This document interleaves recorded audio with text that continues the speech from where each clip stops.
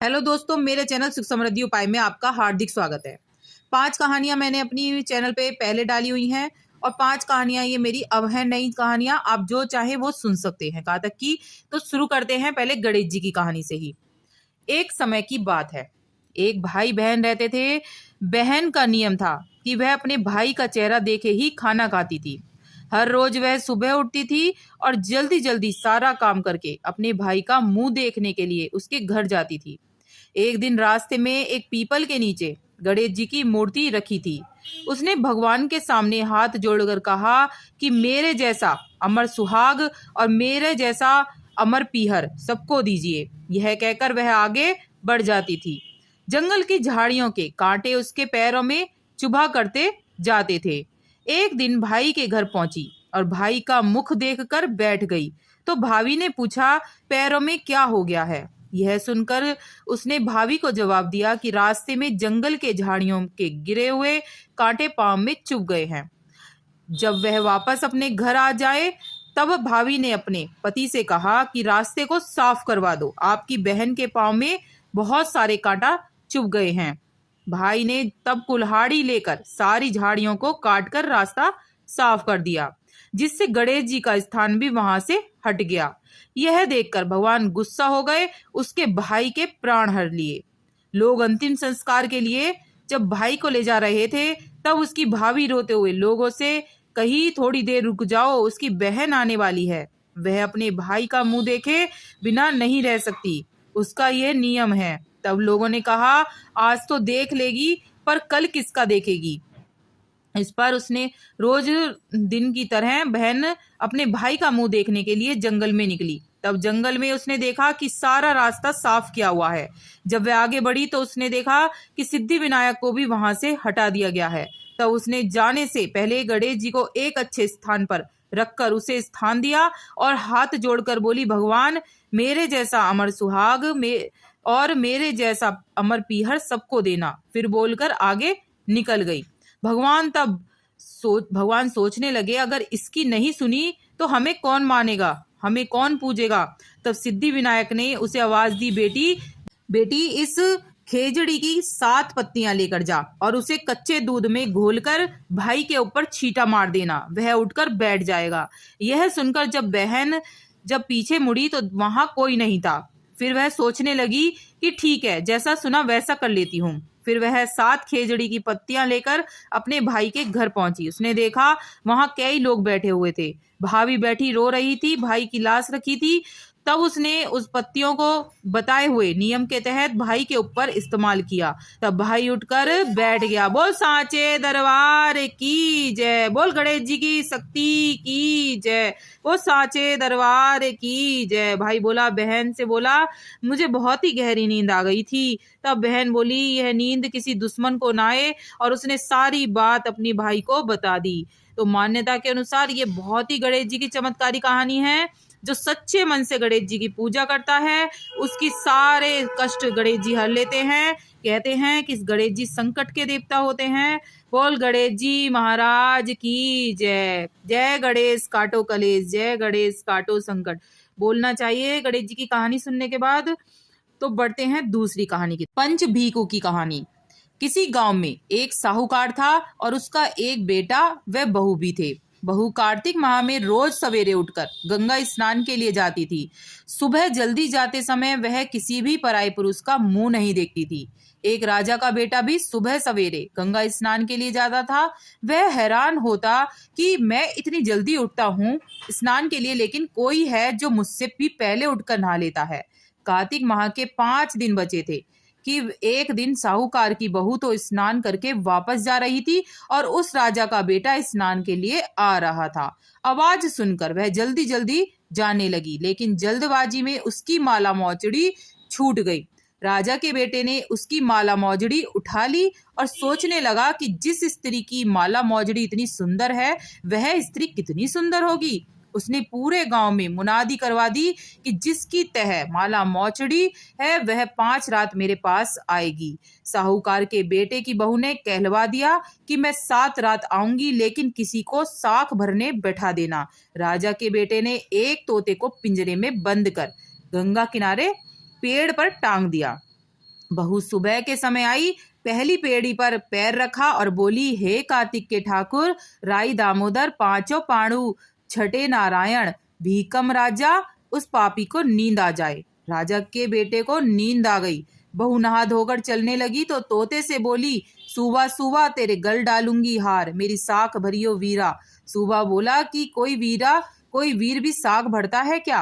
वह फिर बोली, सुबह सुबह सुबह तेरे पग धुलूंगी नेवर, साख भरियो मेरे देवर। सुबह ने कहा, ठीक है भाभी, मैं तेरी साख रखूंगा।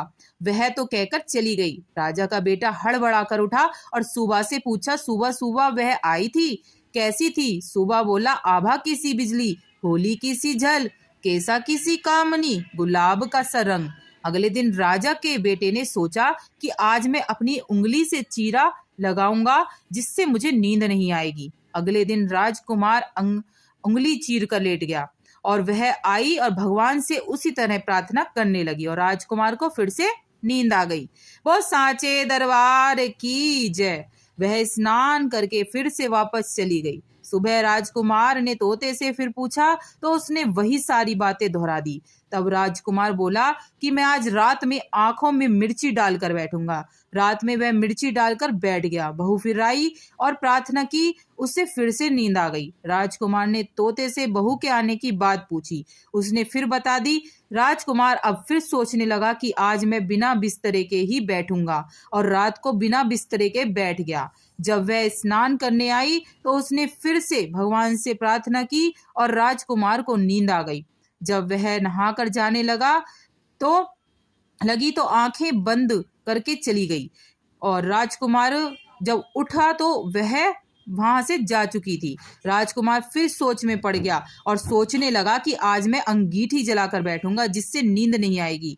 फिर वह रात को अंगीठी रखकर बैठ गया। साहूकार की बहू आई और वह भगवान से प्रार्थना करने लगी कि आपने 4 रातें तो निकाल ली, अब यह रात और निकाल दो। भगवान ने उसकी बात रख ली और राजकुमार को फिर से नींद आ गई।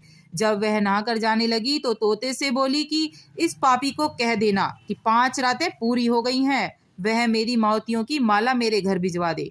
सुबह राजकुमार की आंख खुली तो उसने तोते से पूछा, क्या वह आई थी? तो तोते ने कहा, हाँ वह आई थी, उसने अपनी माला मंगवाई है। यह सुन राजकुमार सोचने लगा कि वह तो सच्ची थी, तभी तो भगवान ने उसका सत रखा। कुछ समय के बाद राजकुमार को कोढ़ हो गया। राजा ने ब्राह्मण को बुलाकर पूछा कि मेरे बेटे का शरीर क्यों जल रहा है। ब्राह्मण ने विस्तार से सारी बात राजा को बताई कि उसने क्या किया था। ब्राह्मण ने कहा कि इसने पवित्र स्त्री पर बुरी नजर डाली, इसलिए इसको ये रोग हो गया है। राजा ने इसके ठीक होने का उपाय पूछा तो ब्राह्मण ने कहा कि यह उस साहूकार की बहू को धर्म की बहन बनाए और रोज उसके नहाए हुए जल से यह स्नान करे, तभी ये ठीक हो सकता है। राजा साहूकार की बहू की माला लेकर साहूकार के घर गया और बोला कि यह माला आपकी पुत्र वधू की है, इसे ले और आपकी बहू के नहाए हुए जल से मेरे बेटे को नहला दे। साहूकार बोला कि वह तो किसी पराये पुरुष का मुंह तक नहीं देखती, आप उसे उस नाली के पर बिठा दीजिए जहां से वह पानी आएगा। राजकुमार ने ऐसा ही किया और कुछ समय बाद उसका शरीर चंदन सा हो गया। हे पंचभीगु देवता, जैसे आपने साहूकार की पुत्र वधू का सत रखा वैसे सब किसी का रखना। कहते सुनते हुंकारा भरते का भला। बोल सांचे दरबार की जय। बोल कार्तिक के ठाकुर ठकुरानी की जय। सुन लेते हैं तीसरी कथा, लपसी तपसी की कहानी। कार्तिक के महीने में पूजा पाठ और व्रत की कहानी सुनने के बाद नारद जी के तपसी को दिए गए वचन के अनुसार कार्तिक मास में हर पूजा और कहानी के बाद सुनाई जाती है लपसी तपसी की कहानी। तो सुनते हैं। एक था लपसी, एक था तपसी। तपसी भगवान की तपस्या में लीन रहता था और लपसी रोज 1.25 सेर की लपसी बनाकर भगवान का भोग लगाकर ही भोजन करता था। एक दिन उन दोनों में लड़ाई हुई। तपसी बोला मैं बड़ा और लपसी बोला मैं बड़ा। इतने में आ गए नारद जी। बोले भाई क्यों लड़ रहे हो? वे बोले हम में से कौन बड़ा है? नारद जी ने कहा इस समय तो मुझे जल्दी है, कल बताऊंगा। और यह कहे कर नारद जी चले गए। दूसरे दिन नारद जी फिर आए तो उन्होंने एक एक कीमती रत्ने जड़ित अंगूठी उनके आगे डाल दिया। तपसी ने झट अपने घुटने के नीचे छिपाया और सोचा कि आज लपसी की सारी हैकड़ी निकाल दूंगा, खूब धन मिलेगा जिससे यज्ञ करूंगा और अपने आप ही बड़ा बन जाऊंगा। लपसी ने रतन जड़ित अंगूठी देखी और विचार किया कि इसे पास रखूंगा तो कोई आकर गर्दन काट देगा और ले जाएगा, ऐसा विचार कर फेंक दिए। नारद जी आए और तपसी से बोले कि तेरे घुटने के नीचे क्या? तपसी ने घुटना उठाया तो 1.25 करोड़ की अंगूठी निकली। नारद जी बोले, इतना भजन भाव करके भी तेरे मन में चोरी नहीं गई, तेरे से तो लपसी ही बड़ा है। तब तपसी बोला कि महाराज, यह आदत कैसे छूटे और पाप कैसे उतरे? तो नारद जी बोले कि कार्तिक महीने में स्त्रियां कार्तिक रखेंगी, वे अपना पुण्य तुम्हें देंगी, तब ये पाप ही उतरेगा। तब वो बोला, मुझे अपना फल कैसे देंगी? तो नारद जी ने कहा कि आज से और कहानियां कहने के बाद तुम्हारी कहानी कहेंगी, तभी उन्हें कहानी का फल मिलेगा। भोजन कराकर या सीधा देकर दक्षिणा ना देंगी तो उसका फल तुम्हें होगा। इतना कहकर नारद जी चले गए। तब से और कहानी कहने के बाद लपसी और तपसी की कहानी का रिवाज हो गया। कार्तिक में और सब कहानियों के बाद यह कहानी करनी चाहिए। नारद जी ने जो और सीख दी है वह भी पालनी चाहिए। बोल कार्तिक महाराज की जय, वो साचे दरबार की जय। अब सुन लेते हैं चौथी कहानी।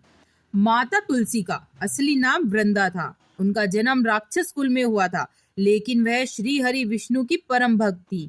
वृंदा जब बड़ी हुई तो उनका विवाह जलंधर नामक असुर से करा दिया गया। वृंदा भगवान की विष्णु की परम भक्त तो थी ही, साथ ही वह पवित्र स्त्री भी थी। उनकी भक्ति और पूजा के कारण उनका पति जलंधर अजय होता गया और उसके चलते उसे अपनी शक्तियों का अभिमान हो गया और उसने स्वर्ग पर आक्रमण कर देव कन्याओं को अपने अधिकार में ले लिया। इससे क्रोधित होकर सभी देव भगवान श्री हरि विष्णु की शरण में गए और जलंधर के आतंक का अंत करने के लिए प्रार्थना की। परंतु जलंधर का अंत करने के लिए सबसे पहले उसकी पत्नी वृंदा का सतीत्व भंग करना अनिवार्य था।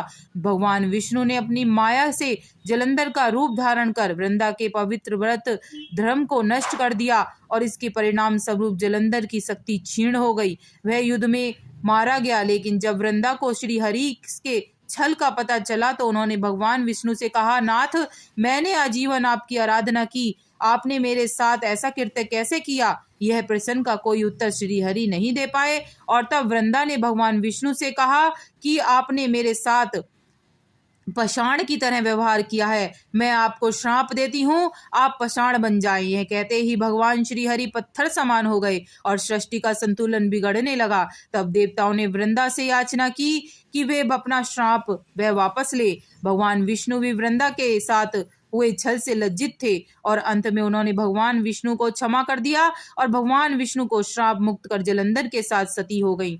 वृंदा की राख से एक पौधा निकला जिसे श्री हरि विष्णु ने तुलसी नाम दिया और वरदान दिया कि तुलसी के बिना मैं किसी भी प्रसाद को ग्रहण नहीं करूंगा। मेरे शालिग्राम रूप से तुलसी का विवाह होगा और कालांतर में लोग इस तिथि को तुलसी विवाह करेंगे, उन्हें सुख और सौभाग्य की प्राप्ति होगी। बोल तुलसा माता की जय, बोल विष्णु भगवान की जय। अब सुन लेते हैं पांचवी कहानी, तारा बहू की कहानी।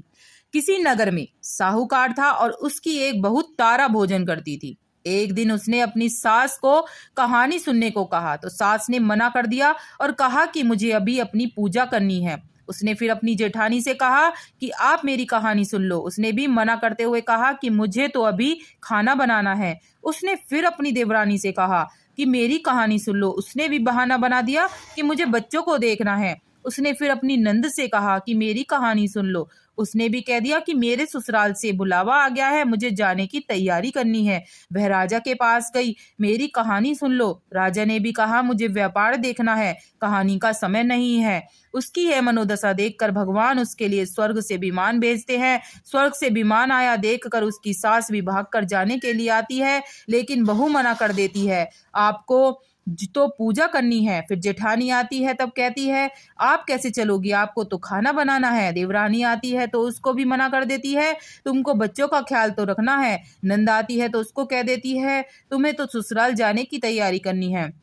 सो तुम वह करो। राजा जी आते हैं, मैं चलता हूँ तुम्हारे साथ। लेकिन बहू कहती है तुम्हें तो कारोबार संभालना है तो उसे संभालो। आखिर में पड़ोसन आती है, कहती है कि बहन तुम्हारे साथ चलूं। तब बहू कहती है हाँ तुम मेरे साथ चलो, क्योंकि तुम ही तो हो जिसने मेरे कार्तिक के पूरे माहे मेरी कहानी सुनी है। दोनों विमान में बैठकर स्वर्ग जाने लगते हैं। तभी रास्ते में ही बहू को अभिमान हो जाता है कि मैंने कार्तिक के पूरे माह व्रत किया और कहानी कही, इसलिए मुझे स्वर्ग का वास मिल रहा है। लेकिन मेरी पड़ोसन ने तो कहानी केवल सुनी है, व्रत नहीं किया, फिर भी मेरी वजह से इसे भी स्वर्ग मिल रहा है। बहू यह विचार मन में सोचती जा रही थी कि अचानक भगवान ने उसे विमान से नीचे फेंक दिया। उसने पूछा भगवान मेरे अपराध तो बता दीजिए, आपने ऐसा क्यों किया है? भगवान बोले तुझे अभिमान हो गया, इसलिए तू यहीं धरती पर रह। अब तू आने वाले 3 साल तक तारा भोजन व्रत करेगी, तभी तुझे स्वर्ग की प्राप्ति होगी।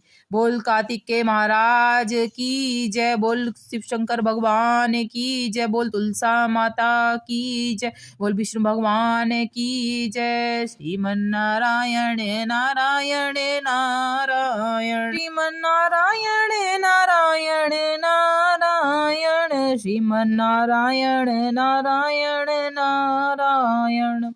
दोस्तों इसी तरह आपको भजन संध्या करनी है और फिर अपनी पूजा पाठ करके मैंने वीडियो डाली है, किस तरह से आपको करनी है वो आप देख सकते हैं मेरी चैनल्स पे। मैंने पूरी अपनी वीडियो बना के डाली है किस तरह से मैं कातक नहा रही हूँ, तो आप देख सकते हैं। वीडियो उपयोगी लगे तो लाइक सब्सक्राइब जरूर करिएगा, जिससे आगे वीडियो मिलती रहे। और कमेंट में जय माँ तुलसी लिखना ना भूलें। जय माँ तुलसी दोस्तों।